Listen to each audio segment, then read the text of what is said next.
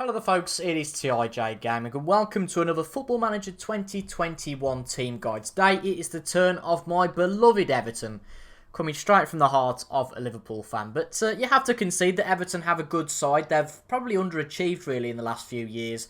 And I think under the stewardship of Ancelotti, they are going to be the most dangerous they've been for a long time. Last year, they had the lowest finish in a while. They're finishing 12th. That was their lowest finished in the Premier League since they finished 17th in 2004. That was a particularly bad year for them. But they've recruited well this summer. There's no doubt about that. And they've got some solid players. It seems Dominic Calvert-Lewin is firing. See, put my teeth back in.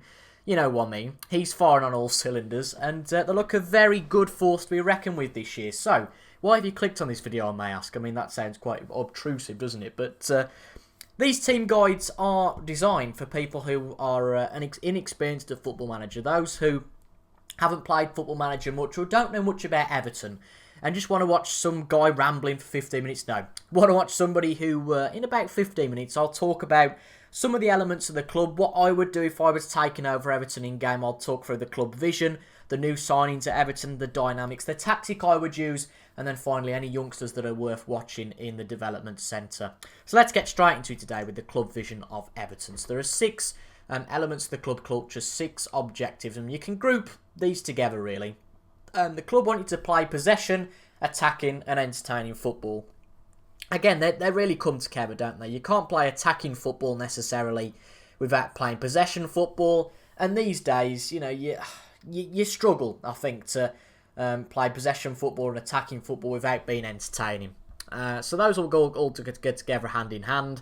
And the club don't want you to play defensive. And to be quite honest, in this day and age, playing negative football is not the way to go. You've got to be positive, got to be attacking. And I think with the side of attacking players you've got, that is definitely something that you can facilitate here at Everton. 2 signing objectives, and these are actually the same as 2 objectives I had at Tottenham when I've just done the team guide at Tottenham. And one of these is to sign players under the age of 22 for the future and not sign players over the age of 30. So anybody up to 22, they're really warning you off signing anyone over the age of 30. And also here to develop players using the club's youth system. So Everton have got a really strong belief towards their youth. And obviously, given this year, because of the coronavirus, clubs haven't got that much to spend. I mean, look at that transfer budget. £2.5 million, £60,000 a week to play with. If you are going to buy anyone, you are really going to have to sell first. But Everton have had a really good summer of signing players. So I think for the first transfer window, I would personally sit it out. But it's all about personal preference. In the next 5 years, interesting one here, but it is realistic. The club wants to build a new stadium. It's something that they've wanted to do for years, expand somewhere over Stanley Park. And again, the club will do that when they see fit. There's not much you've got to do there, hence why they're not judging that objective. Something that's the same in every Premier League club. They want you to make sure the wage budget remains under control. The way you do that is to make sure this figure here always stays over this figure here. The wage budget needs to be over, or at least, I suppose, bang on what the club are actually spending on wages. If you're spending more, then the club are going to be in a deficit quite quickly. For this season then, the club want you to finish in the top half of the Premier League. That's a fair expectation with Everton. I think you'd do pretty well to finish in the top 6, although I've seen a beta save with one of my fellow creators who have won the league, so no pressure there. But a cracking squad Everton have got. Top half is definitely achievable. And then to reach the 5th round of the FA Cup and the 4th round of the EFL Cup. I think the 4th round of the EFL Cup is the last 16, is it? Let's just have a quick butchers at this. Where is it? Is it rules? 4th round is, yeah, the last 16. I think the 5th round of the FA Cup is the same. I think there's one more round in the FA Cup. So the last 16 of both competitions, that's not going to be too tricky, depending on your opponent, really. You know, I can say, well, I can't really say much because in my save with Wolves, my beta save, I've gone out at the 1st round of both competitions, the 3rd round of both. So, you know, I can't really say too much. But it's important to note the club aren't too bothered about the EFL Cup. If you go out at the first time of asking in the 3rd round, it's not the end of the world. But if you get relegated from the Premier League, then the club are going to be cheesed off. So that's where these important sliders come from 1 to 4. You can see a lot of these are required objectives. If you finish just outside the top half of the Premier League, for example, if you finish in 11th or even 12th, but you do go win the FA Cup, the club aren't going to be particularly bothered. But if you sacrifice both of these competitions for some strange reason and go and win the Carabao Cup and then get relegated, the club aren't going to give a stuff. They're probably going to laugh at you and send you packing out the door. At the end of the second season, they wanted to reach the Europa League, which means finishing the top 6. Things have changed a little bit this year because we have the introduction of effectively the Europa League number 2 with the Europa Conference League coming in starting in the second season. Much like in real life, you have to now finish in the top 6 to get to the Europa League. There's no backdoor way in through finishing 7th. Or you can go and win the Cup. If you win the FA Cup, if you win the top FA Cup, you'll qualify for the Europa League. Similarly, if you win the EFL Cup, you qualify for the Europa Conference League. So make sure you don't get those two sorts. If you go, yay, I've qualified for the Europa League. No, you haven't. You've qualified for the Europa Conference League. So you need to finish in the top 6 or win the FA Cup. And that's tough, but with some good recruitment, that is not too bad. And given that they want the club to finish in the top half of the Premier League, that suggests to me that the club would like you to see you do that by winning a domestic cup. But either way you do it, they're not going to be too bothered. I'm sure they'd be absolutely chuffed if you finish in the top 6, but would be equally chuffed if you finish 10th in the league and won the FA Cup. And in the next 5 years, they want you to just maintain a top half finish in the Premier League. But bear in mind, your transfer budget might not be that high if the club are going to invest on building a new stadium. Interesting thing to note there. So, new players for Everton. What's there to be said? They've invested very well this year. Let's go through the 4 big signings. Alan is the first one, the 29-year-old from Napoli. He has signed for the club for £23 million as a central midfielder. As you can see, he is a star player, an excellent rating for the first team. And you've got 2 very good central midfielders alongside him, but he's the best one in the squad. So, use him. Hint, use him. Alongside him comes Decore, who has signed from the relegated Watford for £20 million. They made a tidy profit on him, but an experienced Premier League player. Again, a very good player. Not quite as good as Allen in terms of star rating, but again, a very solid player in midfield. He's a bit more defensively minded, but can play as an attacking midfielder as well. James Rodriguez is the 3rd midfielder that's come in, and he's really versatile. He can play anywhere in midfield, anywhere in that attacking midfield, and anywhere in the general midfield. I don't think many players particularly use left mid and right mid these days. It's usually attacking midfielders which players use. It's just the tactics in FM benefit those positions rather than having a 4-4-2, for example, which Leicester used in their title-winning season. But, a lot of people know who James Rodriguez is. If you don't worry about it. But James Rodriguez is a huge player. He's played for some of the biggest clubs in the world. I mean, he's played for Banfield, and Vigido, and Everton. No, joking aside, he's played for Real Madrid, Bayern Munich, Real Madrid. He's not played there. Well, he's not. He's technically played there twice, hasn't he? And he's also played for AS Monaco, FC Porto, and now Everton. So some of the biggest clubs in the top 4 or 5 European leagues in the world. And he's on £140,000 a week, but I really think it's going to be worth it. He is 29 years of age, so age not necessarily on his side. But for the next 2, 3, even 4 years, he's going to be a very solid player for you. Again, can play anywhere across that attacking midfield, but his main position is in the centre of that attacking midfield.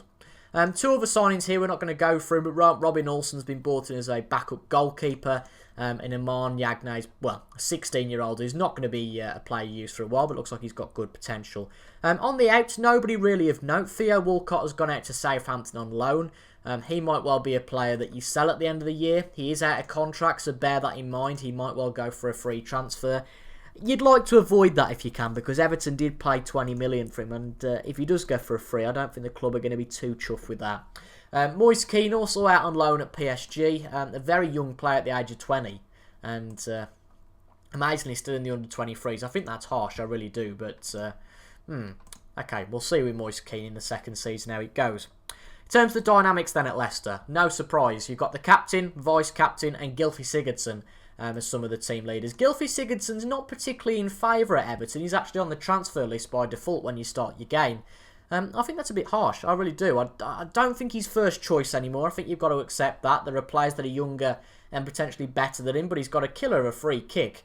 Quite funny how it's Reading icon Gylfi Sigurdsson. I mean, I know he did play for Reading, but he's certainly not the club that I would have thought of when I thought of Gylfi Sigurdsson. Swansea screams to mind when it comes to Gylfi Sigurdsson. I don't know why it says Reading icon, but there you go. Yeah, he's not first choice, but to sell him? I don't think so. But then at the other side of the coin, if you're not going to use him, 20 million's a pretty penny. But he is a team leader, so tread carefully if you want to sell him. Seamus Coleman coming to the end of his career, but he seems to have gone forever. And Lucas Digner is 27 years old. You've got Tom Davies, who's, I was going to say a young 22. I'm amazed he's already 22. He's been around for a long while now. I can't believe that. It's just crazy how quick time goes, doesn't it? It seems like yesterday he made his first appearance for Everton, but he's been playing for the club for nearly 5 years now in the first team. He's made 105 first team appearances. Christ, how am I only 19? I feel about 30. But Tom Davies, Jordan Pickford, John Joe Kenny. Not a surprise that players that have been at the club for a fair amount of time, apart from James Rodriguez, are in that highly influential players list. I don't think there's any issue here. I see players like Dominic Calvert-Lewin, again as we mentioned, Tom Davies, John Joe Kenny potentially being players that jump into that team leader role. So I don't think there's any issue when it comes to dynamics. Two decent social groups, yeah, I don't think there's any issue with that. Not really anything to note. So, in terms of the tactics, we've gone with a 4-2-3-1 formation. We had to bring James Rodriguez in. In goal, we've got Jordan Pickford, John Joe Kenny, Ben Godfrey, Mason Holgate and Lucas Digner at the back. That's really your first choice. You can't really pick anybody else as a first choice over them. You've got Yerry Mina on the bench, 25-year-old. Again, he's a solid second choice to both of them. You've also got Michael Keane, and he's a player that's a bit of a head-scratcher. If he can get into a good run of form, he's a cracking player, but I just can't bring myself to play him over these two. A young pairing of Mason Holgate and Ben Godfrey. These guys have got potential and are already living up to that potential. So it might be time for Michael Keane to go out the door. You know, you can think of that and, you know, think about that yourself. The only worry is that he's just signed a 5-year contract. That's not going to help. It really isn't. But if you can get him out the door, then see what you do. Let me know down in the comments if you can. In central midfield, you've got the two new signings, Alan Decore. Again, they've got to be first choice. You've got Tom Davies, Andre Gomez, Fabian Delph on the bench as well. Again, he's another player that's transfer listed. I guess it's the same argument as Gylfi Sigurdsson. If you can sell him for 20 million, get 100,000 off the wage bill, then fair enough. But he's still a very useful player, is Fabian Delph, and you want to be careful by having all these players transfer listed. You don't trim the squad down too much. I mean, if you can only sign youngsters, then players like Delph and Sigurdsson are really going to come at a premium. Not in terms of financial, but in terms of just other meanings other than financial for you, if that makes sense. Money can't buy players that are over 30 because you can't sign players that are over 30. I've explained that terribly, but hopefully you get what I mean. We've got Richarlison and Iwobi on the wings. Again, Iwobi's another player that I'm not quite sure about. Yannick Bolasie. Yeah, I think he might be one out the door. I've talked about depth players, but I don't think he's good enough for Everton. You might pick Gylfi Sigurdsson over Iwobi. I'd be happy to do that at the start of the season. See what Gylfi Sigurdsson's made of. And if he's not good enough, bring Iwobi in. We've also got Andre Gomez on the bench, the 27-year-old. Plenty of depth here for Everton. Plenty of big money signings wanting to prove themselves. Then we've got James Rodriguez in central attacking midfield. He'll be a brilliant player there. And Dominic Calvert-Lewin, the 23-year-old, who seems to have started very, very well. There's major interest from Arsenal. I would ignore that because I'd say that Everton are on a par with Arsenal. But fancy signing him for $1.5 million. I couldn't believe he was a Sheffield United youngster. Imagine him instead of Billy Sharp up front for Sheffield United. Wowzers. But yeah, we've got a good squad here at Everton. Let's have a quick look before we finish today's episode at the development centre. This is a cracking screen, by the way. I love this since its introduction to FM. And in the development centre, you'll get a report from your head of youth development, former caretaker manager David Unsworth at Everton. And also the under-23s manager now. I didn't know that, but he's done a report of your squad. This is a cracking screen, a cracking part of the screen here. First team candidates. This is basically any players that David Unsworth or the coach, Duncan Ferguson, Big Dunk, thinks that are good enough for your first team. So Niels Nkunku, left back, seems to be an exciting prospect again. Looks like he'll probably be second choice. He's a player I'm happy to put in my first team. And you can go through all of these players. Of course, it will change from as time goes, as players develop and maybe don't develop as hoped or vice versa. And you'll see a list of players here that you can put into your first squad. You've also got ones to watch here. That will change dynamically as well. 5 players to watch who are becoming very good players or perhaps on the contrary. And this need attention screen really does what it says on the tin. If players are injured, they're doing better than expected, worse than expected, any difference that needs any attention will be noted here.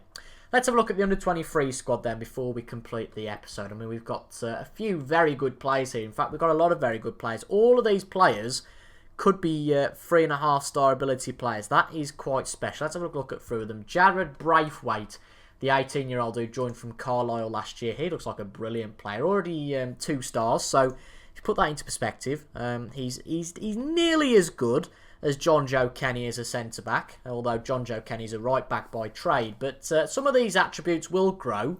He seems like a cracking player. I think to send him out on loan, as the club has already automatically done, is a good move. Moise Kean we've talked about. Again, I suppose it'd be tough if Calvert-Lewin does very well. But, well, he's out on loan at PSG. That tells you all you need to know. He's a very good player. Ryan Astley, again, another centre-back who looks like he could be solid. It seems to be centre-backs galore here. Lewis Gibson's already out on loan at Reading. I'm interested to see how he does at a championship club. Lewis Dobbin, young striker. Anthony Gordon, winger. You're really looking at players, a mix here. You're looking at a mix of players like Gordon, who is a fairly good rating already for the senior team. He could certainly be a backup, you know. We've talked about maybe getting rid of Yannick Bolasie. You know, he could fit in easily into that spot. We've not talked about Bernard here, have we? Once, but again, he's 27 years of age, joined on a free. The problem with Everton is there's not particularly any dead wood, but there are a lot of players playing in the same position. There's one thing having depth. It's very much the opposite to my Wolves save I'm doing at the moment. Wolves have got hardly any depth. Seems Everton have got a bit too much. So that could be a bit to manage, couldn't it, if players get unhappy. You've got a lot of good players here that you can look to develop, as I said, in the youth screen, the development centre that's come before. The under-18s is always worth a look, but the under-18s tread carefully with, because they tend to have potential that can spiral a lot better. Sorry, I should say range, not spiral, but it could spiral. Potential that ranges a lot more than under-23 players. Generally, the older the player gets, the more developed a player gets. It's fairly obvious stuff, really. The more that you're going to know how good they're going to be. I mean, Iman Jagna could well be a 4-star player, a superb player for the first team. He could even, you know, stay as he is. He might even be a 1.5-star player. It's really the difference between being a League One player and an Everton great. So the under-18s, again, play attention to, but not too much. And don't be too optimistic if it all backfires. But I think that's it for today's episode of the Team Guides with Everton. Hopefully you've enjoyed and hopefully you've learned something from this. I do this video to educate you guys on the teams in the Premier League, and hopefully you enjoy it. Hopefully you get something from it, because that is what this series is all about. I'm going to have a look at Jared Branthwaite, not Braithwaite, sorry, Jared Branthwaite for a few of my other saves. Looks like it could be an interesting player. But if you've got any questions, leave them down in the comments, and I'm sure I can answer them. Alternatively, anybody who's watching who's experienced at FM and wants to answer them, please feel free down in the comments. And for those of you who are watching who are experienced FM players, and perhaps I've gone over someone in the under-23s who's going to be an Everton god, and I've completely gone over him, or maybe you disagree with something in the video, please leave it down in the comments. We can have some discussion, and we can all help each other out, those of you who are starting at Everton save. But for today, that is it. Again, I hope you found it beneficial. Leave a like if you did. Leave a comment as well, as I've discussed before, and subscribe for daily Football Manager 2021 beta content. I'm currently doing a save with Wolves that is entering its 2nd season, so that's getting very exciting. We've qualified. I might be spoiling this a bit early, so, well, I've said qualified, so bugger it. We've qualified for the Europa League in our 1st season. We've finished 6th in the Premier League, and we've got a really interesting 2nd season to come, so come and join the journey by subscribing for the channel for that, eh? But thank you for watching. I've been TIJ Gaming, and until the next time, I will see you guys later. Goodbye for now.